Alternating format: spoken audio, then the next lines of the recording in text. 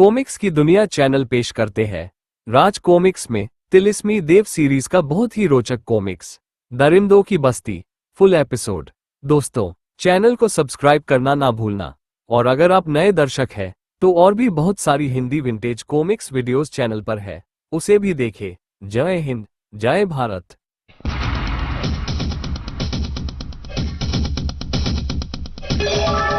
तिलिस्म देव और दरिंदों की बस्ती। लेखक तरुण कुमार वाही। संपादन मनीष गुप्ता।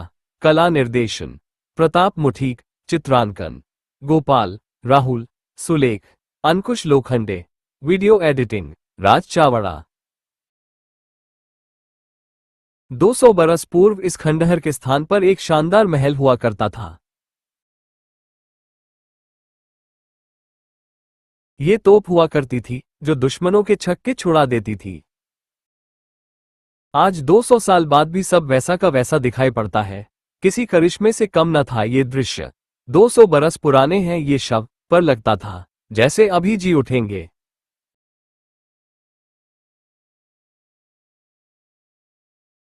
कोई अज्ञात शक्ति इन शवों की रक्षा कर रही थी। संपूर्ण नगर खंडहर बन चुका था।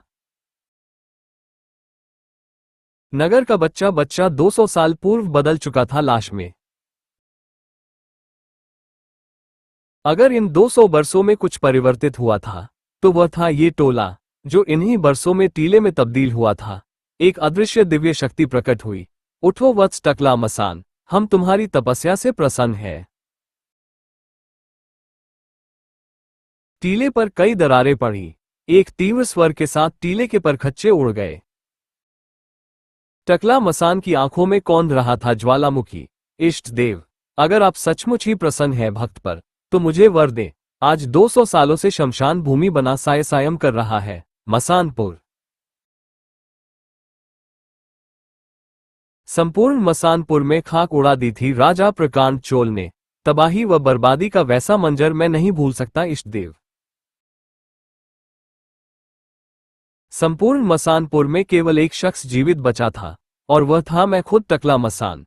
उसी क्षण कसम खाई थी मैंने कि तबाही व बर्बादी का जो मंजर मैंने देखा है, उससे भी भयानक दिखाऊंगा मैं राजा प्रकांड चोल को। इष्ट देव, आज आपको मुझे कोई ऐसी दिव्य शक्ति देनी होगी जिसकी काट इस पृथ्वी पर तो क्या, तीनों लोकों में किसी के पास ना हो, स्वयं आपके पास भी नहीं इष्ट देव। इस वर के साथ मसानपुर को भी पूर्व की तरह हरा भरा करना होगा आपको। टकला मसान को 200 बरस की उसकी तपस्या का फल तो इष्ट देव को देना ही था, सो दे दिया, तथास्तु। टकला मसान के हाथ में प्रकट हुआ वो दिव्यास्त्र मौतांक। ये मौतांक है वत्स। ज्वालामुखी से इतना लावा नहीं बरसेगा जितना ये बरसा सकता है। अब मसानपुर तब तक जीवंत बना रहेगा, तब तक तुम स्वयं जीवित रहोगे, किंतु हम तुमसे अभी भी कहेंगे वत्स की प्रतिशोध की भावना मस्तिष्क की ताकत खत्म कर देती है, और सामने रह जाता है केवल अंधकार, जिसके बाद प्रकाश दिखाई नहीं पड़ता। इसी के साथ दिव्य प्रकाश सूर्य के प्रकाश में विलीन हो गया। भयानक अट्टहास करता उठ खड़ा हुआ टकला मसान। आंखों से टपक रही थी शैतानियत। लोमड़ी की सी मक्कारी भर गई थी उनमें। 200 साल तक रहस्य का इतिहास बना रहा मसानपुर, लेकिन चोल नगरी को तो ढूंढ भी ना पाएंगे लोग। राजा प्रकांड चोल, चोल नगरी की ईंट से ईंट बजा देंगे मेरे शैतान। मैं रसातल में मिला दूंगा चोल नगरी को। इतना आतंक की आसपास के राज्यों में जब कोई बच्चा रोएगा तो उसकी मां कहेगी, सो जा बेटे वरना टकला मसान आ जाएगा।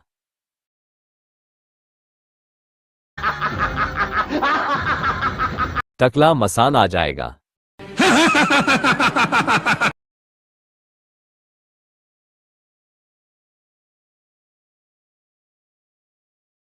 इसके साथ मसानपुर में भी हलचल मच गई। कैसी गहरी नींद थी ये। ओह ओफ, लाशें जीवित होने लगी। राजा प्रकांड चोल चला गया क्या? मुझे तो उठते ही भूख लग रही है।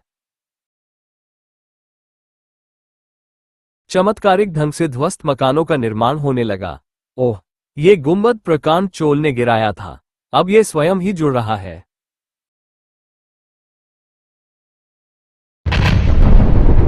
राजमहल के खंडहर जीवित होने लगे, और जीवित होने लगे मृत पड़े राजमहल के कर्मचारी दास दासियां, हर शख्स। अरे, मैं एकाएक सो कैसे गया था? महल का खंभा गिर पड़ा था मुझ पर। मैं जीवित हूँ, आश्चर्य। एक एक वस्तु पूर्व की तरह व्यवस्थित हुई चली जा रही थी।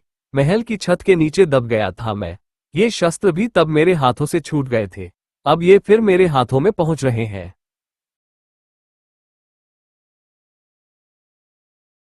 चोल नगरी, चोल महल की एक एक ईंट गूंज उठी राजा विजेंद्र चोल की चीख से। नहीं, नहीं हो सकता है ये। इतना बड़ा निर्णय कैसे ले लिया दादाश्री ने? नहीं, मैं ऐसा नहीं होने दूंगा। प्रकांड चोल के कक्ष में भूकंप की तरह प्रवेश किया राजा विजेंद्र चोल ने। दादाश्री, दादाश्री, आओ पुत्र, आओ। पूरी श्रद्धा के साथ चरण स्पर्श किए राजा विजेंद्र चोल ने। प्रणाम दादाश्री, आयुष्मान भवः पुत्र, तेजस्वी भव। राजा विजेंद्र चोल के मुखमंडल पर अत्यधिक रोष फैला था। ये मैं क्या सुन रहा हूं दादाश्री? कह दीजिए कि आपकी वो घोषणा सत्य नहीं है जो मेरे कानों ने कुछ देर पूर्व सुनी है। आप ऐसा नहीं कर सकते दादाश्री। कह दीजिए कि वो सब असत्य है। नहीं, नहीं पुत्र, तुमने मिथ्या नहीं सुना। हमने स्वयं ही वो घोषणा की है। क्या? मगर क्यों? जीवन के पश्चात मृत्यु और मृत्यु पश्चात जीवन, यही विधि का विधान है पुत्र। 230 बरस तक जीवित रहने का वर मिला था हमें। हमारी जिंदगी के 230 सालों का आज आखिरी दिन है पुत्र। उफ, आज शाम हम तुम्हारे पिताश्री की समाधि के निकट समाधि लेकर अपने प्राणों का त्याग करेंगे। ठगा सा खड़ा था राजा विजेंद्र चोल।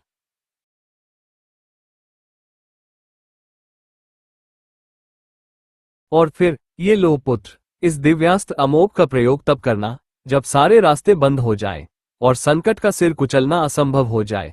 सैकड़ों लाखों की भीड़ ने अश्रुपूर्ण अंतिम विदाई दी प्रकांड चोल को। प्रकांड चोल अमर रहें। आंसू रोके न रुक रहे थे राजा विजेंद्र चोल के। मेरा अंतिम प्रणाम स्वीकार करे दादाश्री। प्रकांड चोल के पुत्र भूतपूर्व स्वर्गीय राजा अजेंद्र चोल की समाधि के निकट ही अब दूसरी समाधि खुद प्रकांड चोल की बन चुकी थी। चोल नगरी की ओर जाने वाली उस राह पर अक्सर व्यापारियों और किसानों के काफिले निकलते थे।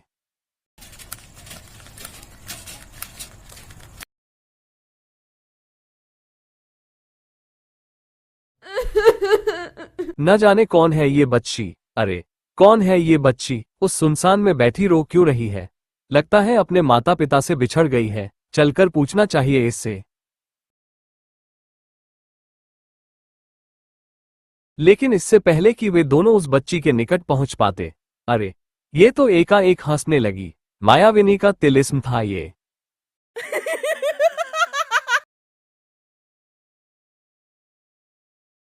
मुझे देखकर दूसरे रोते हैं मूर्ख।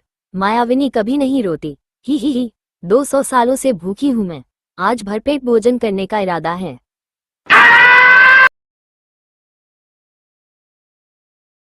भरपेट भोजन ही किया मायाविनी ने।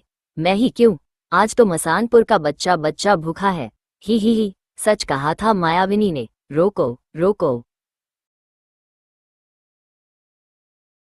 कौन हो तुम? तुम्हारी बस्तियों में मुझ जैसी को चुड़ैल कहते हैं और वे हैं मेरे साथी। सब 200 सालों से भूखे हैं।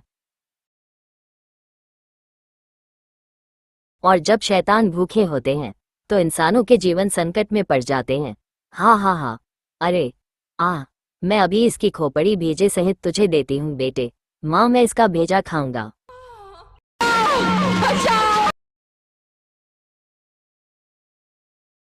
ले मेरे लाल, खा और सेहत बना।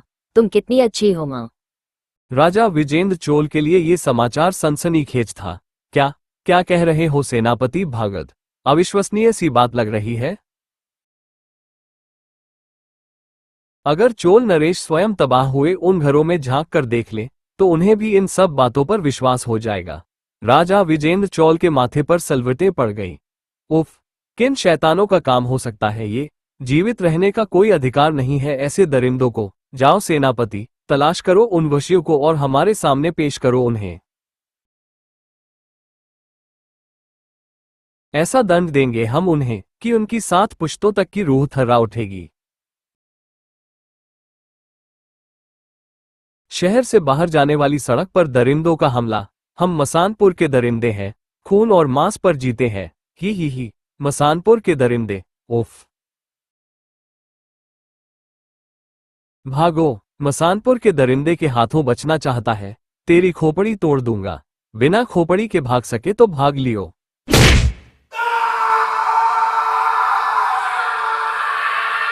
मैं नहीं भागूंगा, हत्यारों, आज तुम्हारा इंतजाम कर दूंगा।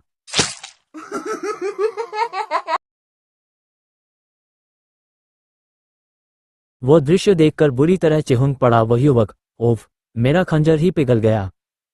मसानपुर के दरिंदों का इंतजाम करेगा तू? ही, लल्लू कहीं का।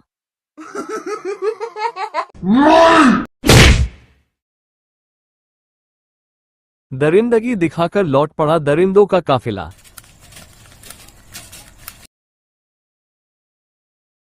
रुक जाना पड़ा, अब उन्हें आज आया है। ऊंट पहाड़ के नीचे। ऊंट, सैनिक, हमको ऊंट बोलता है रे ये सैनिक, और खुद को पहाड़। लल्लू जो ठहरा। पकड़ लो इन वशियों को। हाँ, पकड़ो, पकड़ो। ठहरो भाई ठहरो, पहले जरा ये तो बता दो कि ऊंच नीच का पापदा, ऊंच मांगी नीच। ही, ये तलवार तुम्हें बताएंगी कि क्या मांगा हमने मांगा तुम्हारा सिर दुष्टो। सिहर उठे सैनिक, अरे तलवार पिघल गई। सिर चाहिए? प्रलय मचा दी शैतानों ने।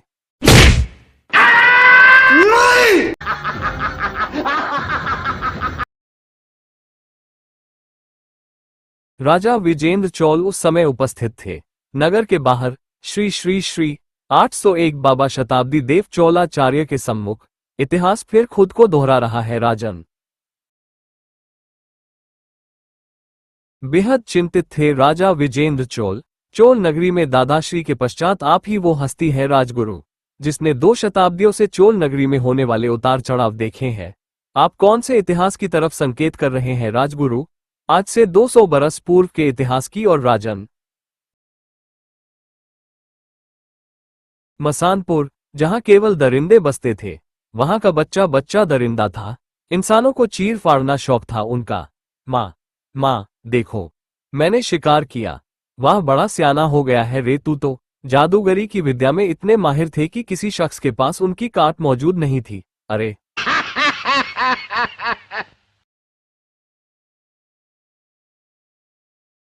राजा प्रकांड चोल, भला ये दरिंदगी कैसे बर्दाश्त करते? ऐसा मत कहो सेनापति, ऐसा मत कहो कि किसी शस्त्र के पास वह धार नहीं है जो काट सके उन शैतानों के सिर। दिव्यास्त्र अमोघ का वार न सह पाएंगे मसानपुर के शैतान। बिजलियां कड़क उठी थी उस शस्त्र के उठते ही। शक्ति व हिम्मत में किसी से कम न थे राजा प्रकांड चोल। मसानपुर के शैतानों, अपने शैतान को याद कर लो।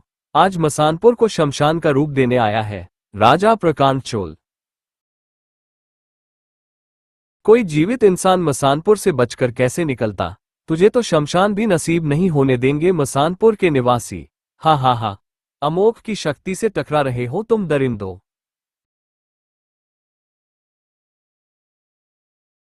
अब भुगतो परिणाम। मैं तो मर ही गया। क्रोध चरम सीमा पर था राजा प्रकांड चोल का। बच्चा बच्चा शैतान खूनी है यहां। पूरे नगर पर बरसेगा अमोघ का कहर बरस पड़ा। लाशें बिछ गईं। शैतानों के खून की नदियां बहा दी अकेले प्रकांड चोल ने।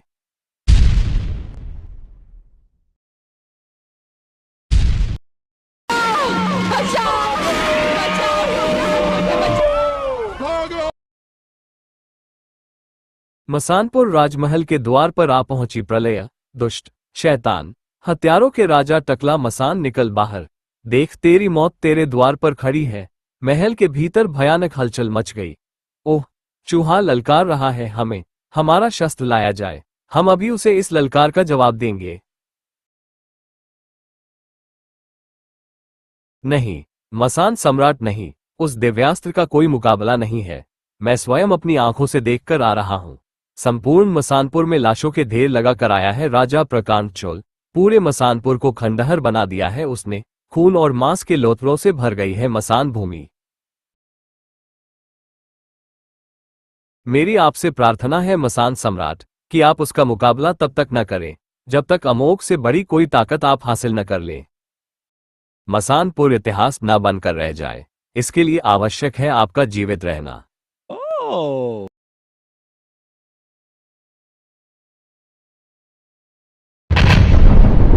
राजा प्रकांड चोल को रोकने की एक अदनी सी चेष्टा की गई। वो आग्नेयास्त्र दागकर अमोघ के आगे कहां सफल होती वह चेष्टा। हिल उठी महल की दर्रो दीवारें। कहने के साथ चोलाचार्य एक क्षण के लिए रुके, फिर बोले, आज 200 बरसों पश्चात फिर वैसा ही कुछ घट रहा है। लगता है टकला मसान ने अमोघ से बड़ी ताकत हासिल कर ली है। ओह, अगर ऐसा है राजगुरु, तो इस बार अमोघ की शक्ति को मैं भी आजमा कर देखूंगा। दादा से कम न था पोता, टकला मसान, देखूंगा तेरी उस बड़ी ताकत को। चल पड़ा राजा विजेंद्र चोल नगरी की तरफ। उधर टकला मसान ने प्रवेश किया चोल नगरी में। आज लाशों के ढेर लगा कर जाएगा टकला मसान।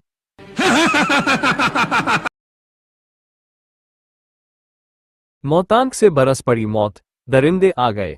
मोतांक ने आतंक मचा दिया। मेरे इष्ट देव ने सच कहा था, बहुत लावा उगलता है ये मोतांक।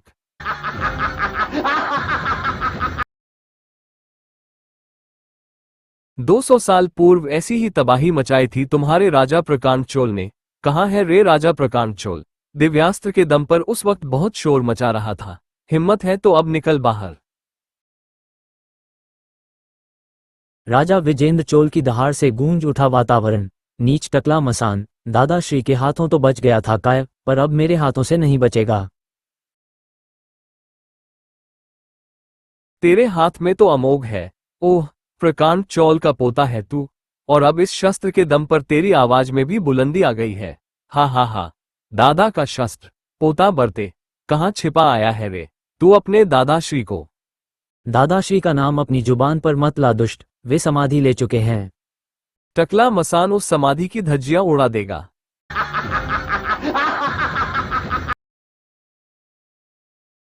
खामोश, टकला मसान सावधान। मोटाक का मुकाबला तीनों लोकों में नहीं है बच्चे, ऐसा वर प्राप्त है मुझे। देख मोतांक की ताकत। उफ, इसने तो अमोघ को काट दिया।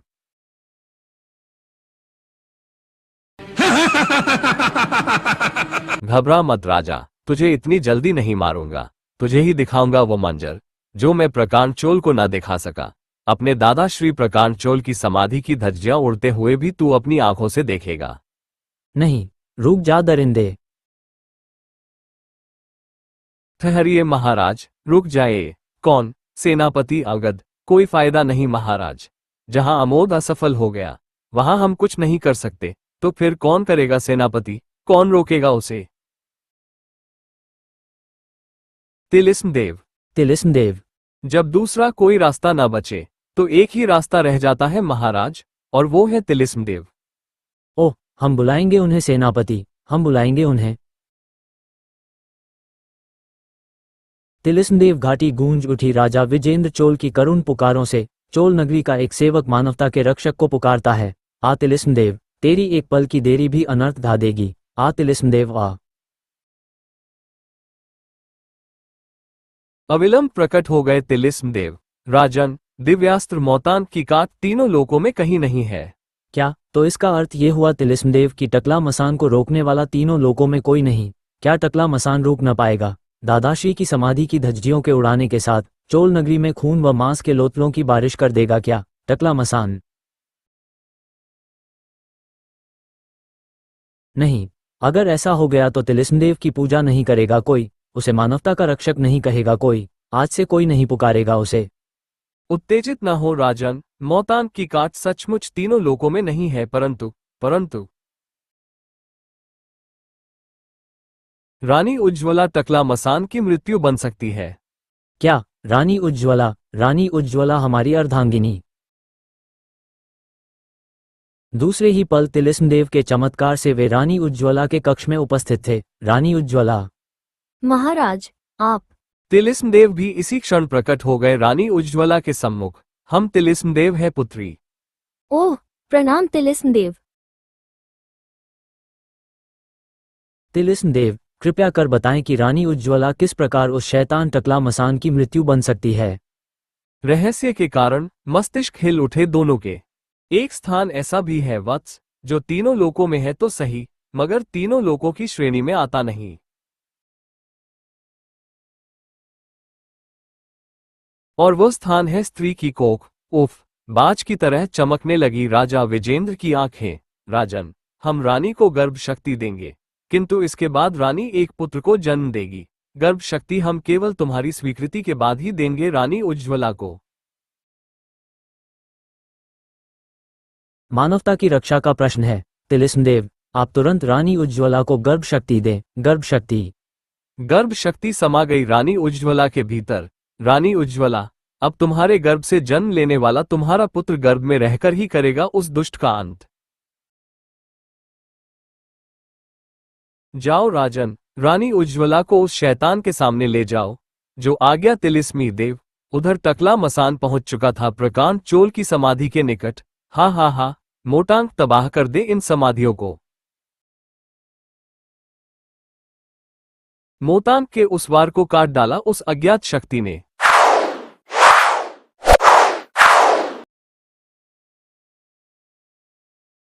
चौंक पड़ा टकला मसान। मोतांग की काट तो तीनों लोकों में किसी के पास नहीं है। राजा विजेंद्र चोल, शैतान की आंत हैरान हो गया मोटांग की असफलता पर। ये वार तीनों लोकों में से कहीं से नहीं हुआ शैतान, ये वार हुआ है गर्भ शक्ति से। गर्भ शक्ति से नहीं जीत पाएगा तू टकला मसान। गर्भ शक्ति जो कोख से वार कर रही है मुझ पर। उफ। मोटांग का वार कर हत्यारे। मोटांग, इन्हें समाप्त कर दे मोतांग। गर्भ शक्ति टकरा गई मोतांग की शक्ति से। मोतांग का वार टकला मसान के अंग रक्षकों पर ही टूट पड़ा।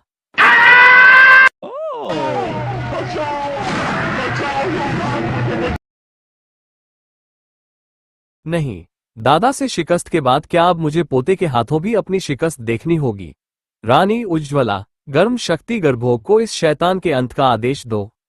जो आज्ञा तिलिस्मदेव। हे गर्भ शक्ति, गर्भाग इस शैतान का अंत कर। आश्चर्यजनक थी गर्भाग की वो गर्भ शक्ति। टकला मसान की सारी उम्मीदों पर पानी फिर चुका था। किसी काम की नहीं रही ये शक्ति। एक बार फिर काय बनना होगा मुझे, फरार होना पड़ेगा यहां से। गर्भ शक्ति ने इस बार काय बनने से बचा लिया टकला मसान को।